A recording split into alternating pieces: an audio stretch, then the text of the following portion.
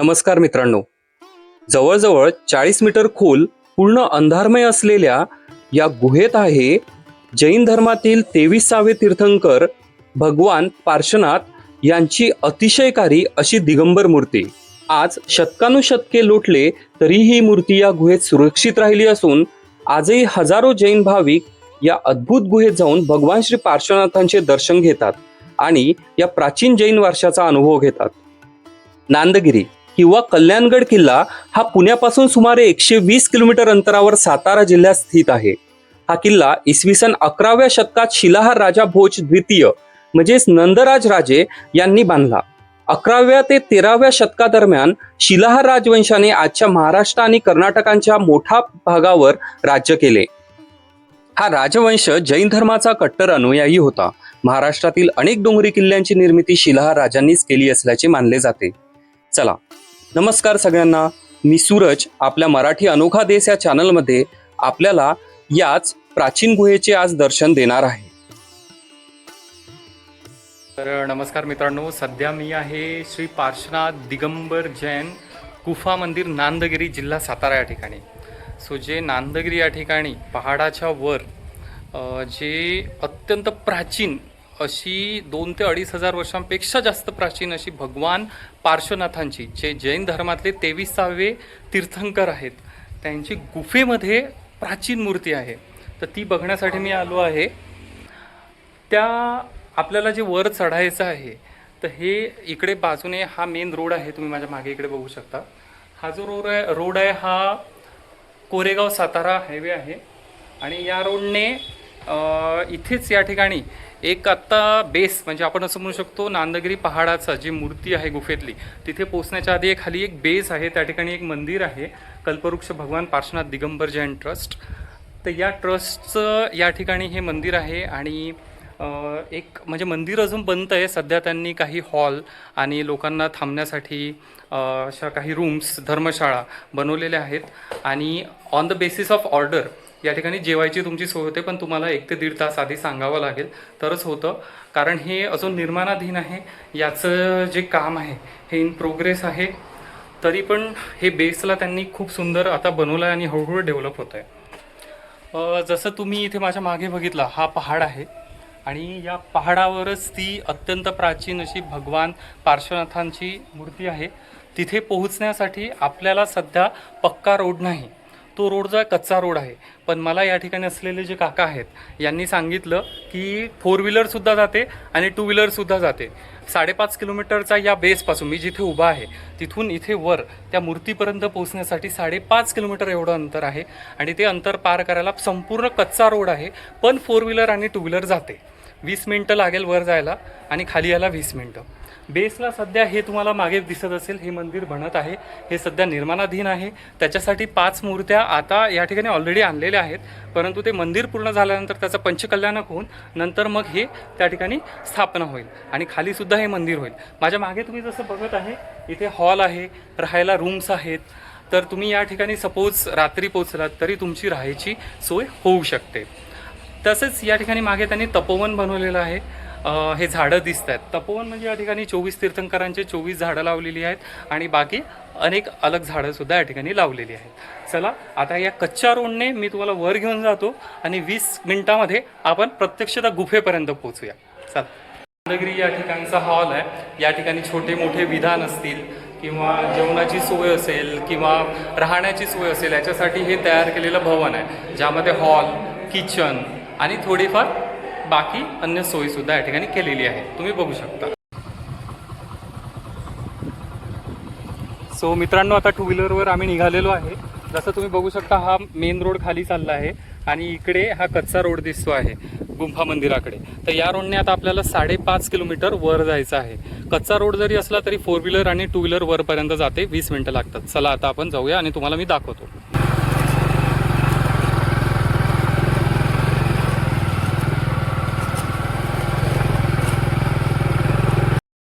गाडीने वर चाललो होतो तोवर तुम्हाला थोडीफार माहिती सांगावी असे वाटले। तर जसे तुम्हाला मी थोडेफार आधी सांगितले की हा किल्ला इसवी सन 11व्या शतकात शिलाहार राजा भोज द्वितीय नंदराज यांनी बांधला 11व्या ते 13व्या शतकादरम्यान शिलाहार राजवंशाने आजच्या महाराष्ट्र आणि कर्नाटकाच्या मोठ्या भागावर राज्य केले. हा राजवंश जैन धर्माचा कट्टर अनुयायी होता. महाराष्ट्रातील अनेक डोंगरी किल्ल्यांची निर्मिती शिलाहार राजांनीच केलेली आहे असे मानले जाते. राजा भोज द्वितीय हे जैन आचार्य मागनंदी यांचे शिष्य होते. आचार्य मागनंदी हे त्यांचे आध्यात्मिक आणि राजकीय गुरु होते. शिलाहार राजघराण्यातील राजे, राण्या आणि सेनापती हे सर्व जैन धर्माचे निष्ठावान अनुयायी होते आणि त्यांनी आपल्या राज्यात जैन धर्माच्या प्रसारासाठी मोठे योगदान दिले. राजा भोज द्वितीय यांच्या कारकिर्दीत या किल्ल्यावर भगवान श्री पार्श्वनाथ जैन धर्माचे 23वे तीर्थंकर यांना समर्पित एक भव्य आणि सुंदर जैन मंदिर अस्तित्वात होते असे मानले जाते. मित्रांनो, तुम्हाला माहिती देताना मी या डोंगरावर बरेच वर आलो होतो. आता मला या अद्भुत गुहेत जाऊन भगवान श्री पार्श्वनाथांचे दर्शन घेण्याची खूप ओढ लागली होती. कधी त्या ठिकाणी पोहोचेल असे आता वाटू लागले होते. सो नांदगिरी जो पर्वत आहे, जी गुफा मंदिर आहे, त्या गुफा मंदिराच्या दिशेने आता मी चाललो आहे. या रोडने आम्ही खालून आलो. अक्षरशः या रोडवर संपूर्ण दगड आहे. त्याच्यामुळे तुम्ही टू व्हीलरने जर येत असाल, स्पेशली म्हणजे फोर व्हीलर तर ठीक आहे, पण टू व्हीलरने येत असाल तर दगड जे आहेत ना, त्या दगडांमुळे गाडी घसरण्याची भीती आहे. सो येताना सेफ या.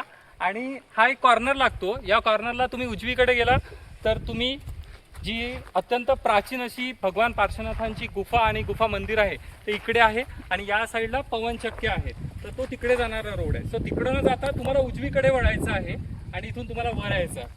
मित्रांनो, थरारक आहे, पण खरंच म्हणजे आनंददायी असं मला वाटतं की मी या ठिकाणी आज पोचू शकलो आणि माझ्या थ्रू तुमच्या सगळ्यांपर्यंत ही माहिती येत आहे. ऊन पण प्रचंड आहे. सध्या मार्चचा एंड आता आहे, जवळपास ऊन वाढतं आहे. पण विचार हा येतो की आजच्या काळात आपल्याकडे गाड्या आहेत, रस्ते आहेत, कच्चा रोड का होईना पण आपल्याकडे रोड आहे. एवढ्या सगळ्या सुविधा असताना आज वर येताना ना मला भीती वाटली की मी म्हणजे खरंच येणार आहे का आणि हे सगळं करणार आहे का. पण फायनली भगवानांच्या कृपेने, भगवान पार्श्वनाथाच्या कृपेने मी ऑलमोस्ट आता तिथे पोहोचतो आहे. विचार करा त्या काळात हे सगळं निर्माण कसं झालं असेल. त्या गुफेमध्ये ते मंदिर म्हणजे ती मूर्ती बसवायची आणि तिथे म्हणजे हे सगळं होत कसं असेल. म्हणजे त्यावेळेला जनावरं आहे, कितीतरी दाट जंगल असेल, सरपटणारे प्राणी असतील, पण त्या काळातही अशा ठिकाणांचं निर्माण झालं. आणि तेच आपण आता बघूया. चला वर जाऊया, आता प्रत्यक्ष गुफाच बघूया. आलो आलो आलो.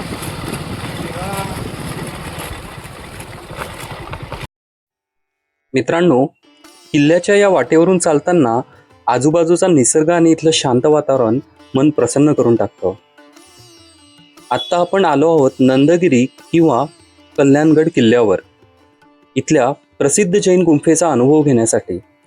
आता आपण या किल्ल्याच्या प्रवेशद्वारातून आत जाणार आहोत. हे दिसतंय समोर, ते या किल्ल्याचे प्रवेशद्वार आहे.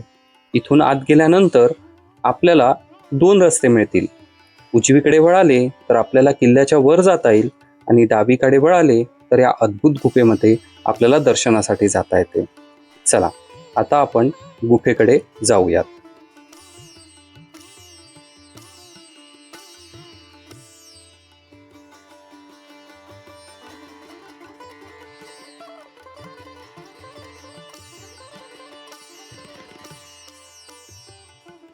तर मित्रांनो, फायनली असं म्हणावं लागेल की भगवान के घर देर है पर अंधेर नहीं है. फायनली आय एम देर. इथून खाली जायचं आहे आणि खाली तिकडे गुफा मंदिर आहे. जस्ट काही मिनिटांमध्ये मी आता प्रत्यक्ष तिथे असणार आहे. चला. गुफेकडे जाण्यासाठी आपल्याला या 30 ते 40 पायऱ्या खाली उतरून जावे लागते. त्यानंतर आपल्याला गुफेचे तोंड दिसते.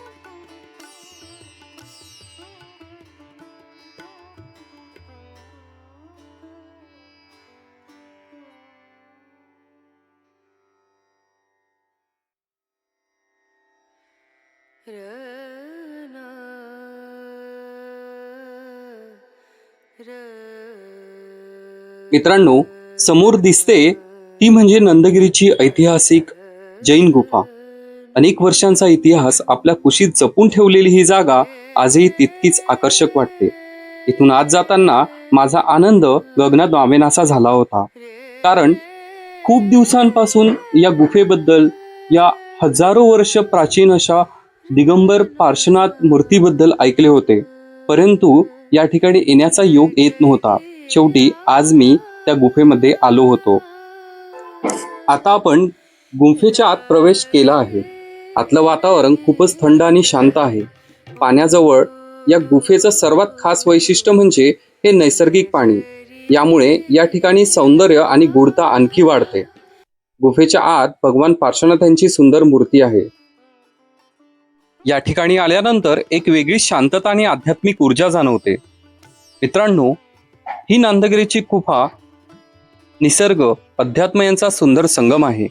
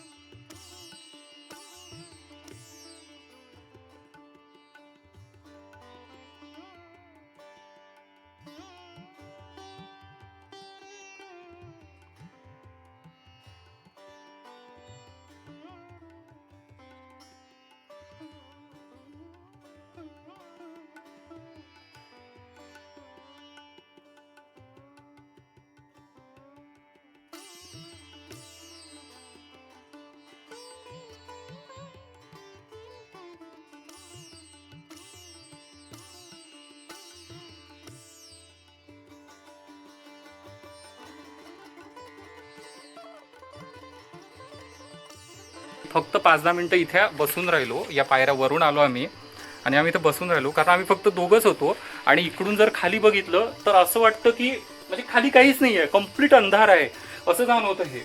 पण ॲक्च्युली इथून गुफेची सुरुवात होते आणि इथून म्हणजे 5 मिनटं आम्ही अक्षरशः आम्ही हालतच नव्हतो. आम्ही इथे वाट बघत होतो की कोणी आहे का. पण एक 5 मिनटं बसल्यानंतर ना मी फक्त एवढी रिक्वेस्ट केली देवाला की एक तर मला स्वतःला एवढी हिंमत दे की मी या काळोखातून आतमध्ये तुझ्या दर्शनाला येईल. कारण पुण्यावरून अक्षरशः 200 किलोमीटरपेक्षा जास्त अंतर मी फक्त देवाचं दर्शन एक सेकंदाची फक्त त्याचं रूप बघायसाठी आलो होतो. आणि इथे आल्यानंतर मला परत वापस जायचं नव्हतं हे फिक्स होतं. त्या गोष्टीसाठी मी इथं बसून होतो की कोणीतरी येईल आमच्यासोबत खाली म्हणजे हिंमत देईल. मी 2च गोष्टी मागितल्या. एक तर म्हटलं कोणाला तरी पाठव की जो मला इथे खाली जायला मदत करेल, नाही तर माझ्यात एवढी हिंमत दे की आम्ही जाऊ. सो शेवटी प्रसाद हा माझा मित्र आणि आम्ही दोघांनी आय डोंट नो एक ही इच्छा व्यक्त केली फक्त देवाकडे आणि एका विदिन 2 मिनिटमध्ये आम्ही म्हणजे ठरवलं की नाही खाली जायचं. प्रसाद पण म्हटला नाही आपण खाली जाऊया आणि आम्ही टॉर्च ऑन केला, थोडंसं हिंमत म्हणजे तयार केली आणि उतरलो खाली. खाली गेल्यानंतर माहीत नाही थोडासा समोर लाईट दिसला, दिवा पण दिसला देवासमोरचा आणि समोर चालत राहिलो. अगदी या इथून एक जास्तीत जास्त 50-60 मीटर आतमध्ये असेल आणि आतमध्ये गेल्यानंतर अत्यंत प्राचीन अशी भगवान पार्श्वनाथांची मूर्ती आपल्याला दिसून येते. तुम्ही जर सातारामध्ये कधी येणार असाल तर सातारा या ठिकाणी आल्यानंतर तुम्ही हे नियरबाय ठिकाण आहे. नक्कीच तुम्ही नांदगिरी कल्याणगड हा किल्ला आहे, त्या कल्याणगड किल्ल्याच्या अगदी म्हणजे जो किल्ला आहे तो वर आहे आणि अगदी खालीच त्याच्या थोडंसंच म्हणजे सेम पायऱ्यांनी जावीकडे तुम्ही वळला की तुम्हाला अशा या खाली येणाऱ्या पायऱ्या दिसतील. या पायऱ्यांनी खाली आलात की तुम्हाला ही गुफेचं इथे तोंड दिसून येईल. इथून तुम्हाला आत जायला लागेल. फॉर्च्युनेटली सध्या उन्हाळा असल्यामुळे पाणी नाही आहे. पण जर तुम्ही पावसाळ्यात किंवा हिवाळ्यात आला तर तुम्हाला या ठिकाणी गुडघाभर पाणी मिळतं. त्याच्यासाठीच ही त्यांनी ॲक्च्युली मोटर टाकून ठेवली आहे की पाणी उपसता येईल. पण हा पाणी असतं या गुफेमध्ये. फॉर्च्युनेटली आता ओलावा आहे आणि कडेकडेला थोडं पाणी आहे. हा एकटा आलं तर थोडंफार भीती वाटते, जेन्युअनली सांगतोय. पण हा आत गेल्यानंतर ती इतकी प्राचीन, इतकी विलोभनीय, इतकी मोहनीय आणि ती वितरागी मूर्ती बघितल्यानंतर अगदी शब्द अपुरे पडतात आणि माणूस नमोकार मंत्राच्या स्वरात ते सगळं बघायला म्हणजे मी सध्या माझ्याकडे वर्ड्स नाही आहे. आणि इतकं सुंदर, माझी खूप दिवसांची इच्छा होती हे बघायची. I did it. तुम्ही सुद्धा या. आत्ताच आम्ही जो 5.5 किलोमीटरचा अवघड असा एक ट्रेल होता गाडीचा तो कंप्लीट करून आलो आहे.